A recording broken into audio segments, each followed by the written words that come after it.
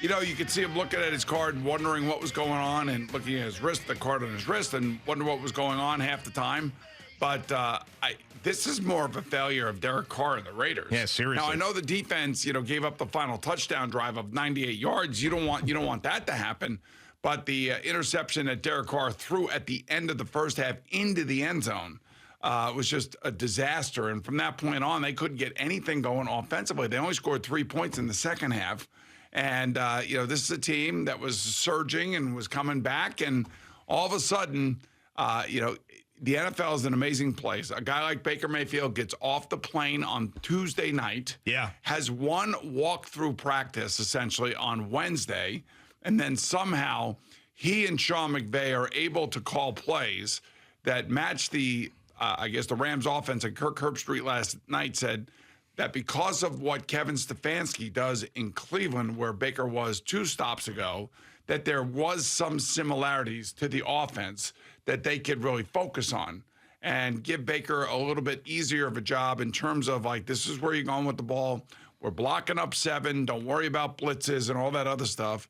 And somehow they were able to score 1 more point than the Raiders to the tune of 17-16. Yeah, there are 2 sides of this story, of course. The great Baker Mayfield side, and you feel good for him. He gets bounced around. Of course, Deshaun Watson, who was the worst guy in the league right now, gets there, and Baker Mayfield's got to leave. Then he goes down to Carolina. The coach gets fired. It's a mess for him.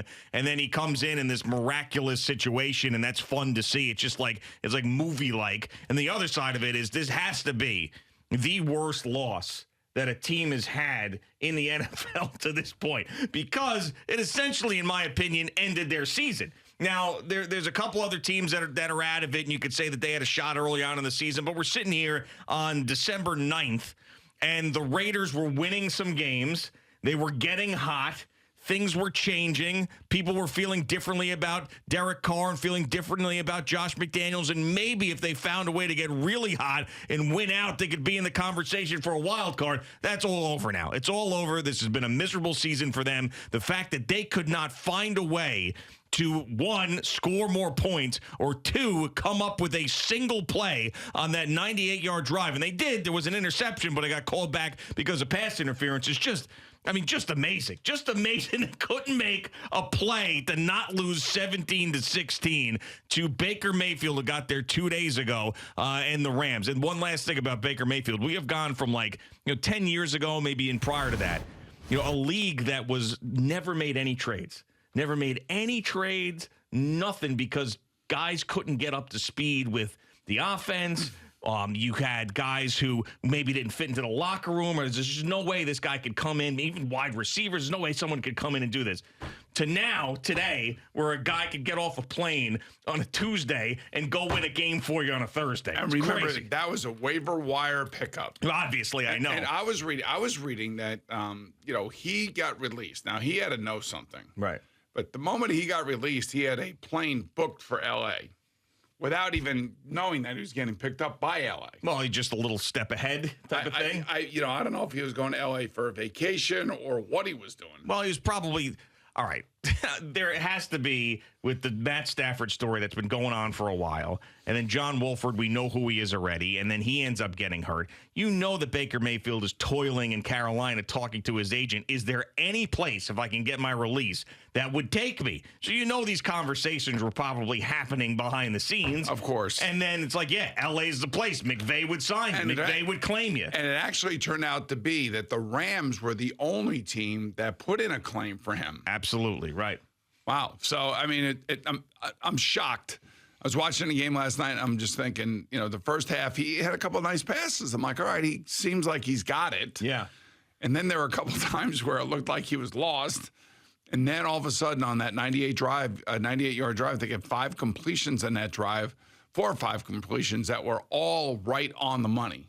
Like, that was the kid that everybody saw coming out of college. Right. And I'm sure that he desperately wanted to show that again. And he's probably thinking to himself, I may never get that opportunity again. Now, I don't know what's going to happen. I'm sure that he's going to start as long as Matt Stafford's done. hurt, right, for the year, so the rest of the year. Now, obviously next year I would imagine that Matthew Stafford comes back and plays if he's healthy. But this is the exact thing that everybody who was rooting for Baker Mayfield needed to see for him to continue his career and have another shot at being a starting quarterback. Now, I know that Sean McVay only had like 2 days to have his hands on him, but we have seen this year, how much coaching can do to make a guy look better. Whether it's, Daniel Jones, whether it's this situation here, whether it's Tua Tagovailoa down in Miami. I understand he got Tyreek Hill as well, but Mike McDaniel, that was a huge help for him. So we've really seen there's been multiple examples.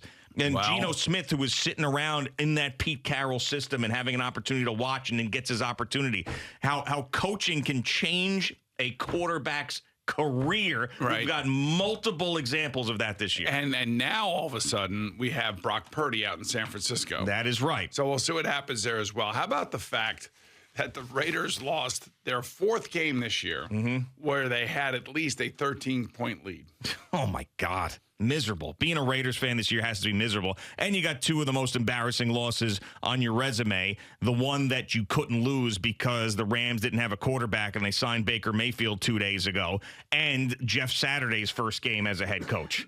So those 2 situations where everybody said there's no way the Raiders could lose those games because of the circumstances, they lost both of them. What does that say about Josh McDaniels? That the guy there's a lot to be desired there for him to be a head coach. There's kind of something missing there for sure. Yeah, I mean, an offensive coordinator, he's great, but, he got off to a great start in Denver, then everything fell apart. That whole mess in Indianapolis where he quit on them and ended up coming back. I mean, this year has been awful. Now, I know the offense looked really good the last couple of weeks, and people were starting to believe again, but, I mean, my Lord, those are some really bad losses. And as you mentioned, all the leads that they have choked up this year. And they're going to keep him because all the reports are that they can't pay him and another coach right now because of what's going on with Mark Davis in that organization. But, wow, it just doesn't feel right. If I were Derek Carr, I'd be crying at that post-game press conference for sure. I know, as you already did earlier as they were trying to fight back. Anyway, so Stevie Cohen, I told you, is going to go up north of 310, maybe 20 million, maybe on his way to 340. Sure. And he gets taxed at 98 cents for every dollar that he goes over that threshold of 293, and he's spending the money. This is a Met fan's delight. I think, keeping Brandon Nimmo is part of the foundation of the franchise moving forward. He's not Aaron Judge, but he is a homegrown Met. Everybody likes him here. Sure. Everybody likes the way that he plays. Everybody thinks that, he is a spark plug that the Mets couldn't have lost. And even if, Starling Marte would have went to center field, now he doesn't have to. And I think it's a signing that, just basically you're at the right place at the right time if you're the player. Money is being bandied about. I think it was very important for the Mets to keep, where they wanted to be able to keep their players. And to spend this kind of money, look, it's his money. I don't really care. Keep spending the money and keep adding to this team.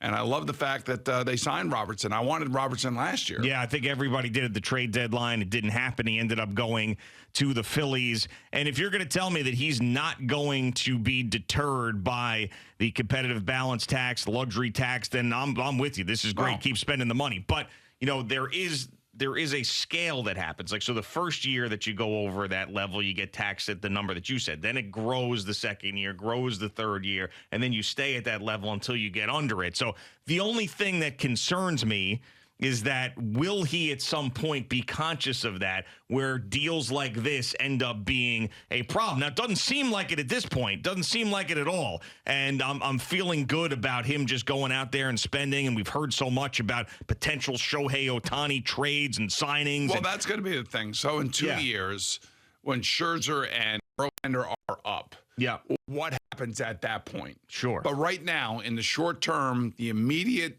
team, they're trying to win right now. Yeah, and I just, And I'm glad they haven't gotten any worse. That for sure is a fact. The Mets have not gotten worse. I would like to think they actually gotten better with Verlander, assuming that he's going to make his 25 to 30 starts. You would think. I mean, because Jacob deGrom didn't give you much. Quintanas is good. I think it's a really good signing too. Yeah, but I mean, you're losing Bassett, you're losing Taijuan Walker, you're bringing in Quintana. I mean, if they end up signing Kodai Senga, and I've never seen him pitch, but everybody's very high on him, then maybe you could say that is an upgrade. But I mean, it's debatable. Now, I think Robertson is better than Seth Lugo. Lugo's gone. Robertson's in.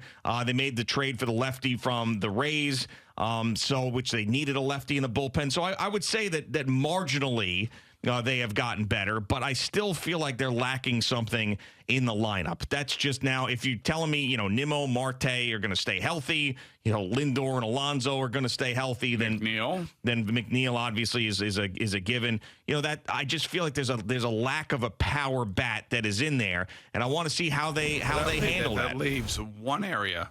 Yeah. That leaves either third base or DH. Yeah. Or left field. Sure. Yep. Assuming that McNeil is playing second base. Right. So do they end up counting on Francisco Alvarez and Brett Beatty to try to squeeze something out of those guys, or did they go out and make an upgrade at the DH position or one of those positions? So I'd just like to see that. If I saw one more bat come in, I'd be very thrilled. But it's crazy and great for Brandon Nimmo. But I mean, the guys, he's getting they stretched it out to 8 years, so it's $20 million per year that he's getting. So in today's baseball, we see these crazy numbers, the $20 million isn't that much, but with the total of the contract, which I saw somebody tweet out, the total of the contract is more than what George Springer got. You never would have thought that. So the point being, it's at the right place at the right time. Oh yeah, I mean, that's all it is. That you have to, and you've had to have performed, and your team had to like you if they wanted to retain you. Well, yeah, of course. They know you. They know you better than anybody. Right, 100%. And one of the things we said yesterday was, the reason that you really want to keep Brandon Nimmo is there's not that type of guy out there that you can replace him with. Like, obviously, you didn't want to lose Jacob deGrom, but you lost Jacob deGrom, and you think, okay, I'm going to bring in Verlander to replace him. You lose a Seth Lugo. It's like, okay, I'm going to bring in Robertson to replace him. You're going to lose potentially Chris Bassett. You lost Taijuan Walker. I'm going to bring in Quintana to replace him, and maybe Kodai Senga to replace him. With Brandon Nimmo in this particular market and what they have in their system, there wasn't a replacement. Right. So just so you know, the Nimmo contract hasn't hit their numbers yet. But Max Scherzer 43.3. That's Verlander 43.3. Francisco Lindor 32. Starling Marte 19.5. Edwin Diaz 17.2. Carlos Carrasco 14. Jose Quintana 13. James McCann 12. You got to get him out of here. Mark Canha 10. David Robertson 10. Escobar 9.5. And then you have to still throw in there Brandon Nimmo's 20. That's right. And that's not in there just yet. And then, of course, you have Pete Alonso, who's in arbitration. Now, do you try to buy that arbitration out and then extend him as well? Yeah, I don't know if they'll do it this year. They may wait. And you got Jeff McNeil, too, who won a batting title, who's going to go into arbitration as well. So both of those guys are at arbitration 2 levels. Yeah. And you like both of those guys. So if you like Brandon Nimmo, you got to like those 2 guys. Oh, of course. Now is the time to try to extend them if you can. I doubt they will, just simply because of the money. But all I know is that he is well on his way to spending that $320 to $340 I told you he was going to spend the morning we came in here when I said Verlander is coming. Yeah. When DeGrom, right, because that Friday DeGrom signed the deal in Texas, and we came in on that Monday morning, and I said Verlander is coming. DeGrom never returned the phone call, so that told me that they went to Texas to go get that 5-year deal, and that they couldn't shop it back to the Mets because Texas wasn't going to be used as leverage, and so Jake signs that deal, and it was that weekend, last weekend, where that all came down with Verlander. And Steve Cohen, I told you, said, how far can he go into the luxury tax without really ticking off his other owners. Well, but I said up to 340. He said his guys told him up to 340 million. Right. Now, but the other part of that, though, is when you do end up spending all that money and then you get taxed, that money gets spread out to the other teams. So, like, how much can you really piss off the other teams by spending money when they also get a chunk of that tax? I mean, that's the whole revenue sharing. That's the whole thing. The competitive balance tax is where it all comes from. For me, I would look at, the Dodgers. I would look at San Diego. And, now the Yankees and the Mets. Those are the four teams that are the teams that are, and Philadelphia, I would say 5 teams that are up there at the upper echelon of spending. Right. That, it's not just Steve Cohen, it's these other teams as well. But these other teams feel like they've got more talent on them for less money. And that's the one thing that I would say. I'm just telling you that he's not done spending. It's hard to, with right now, they have let's take a look.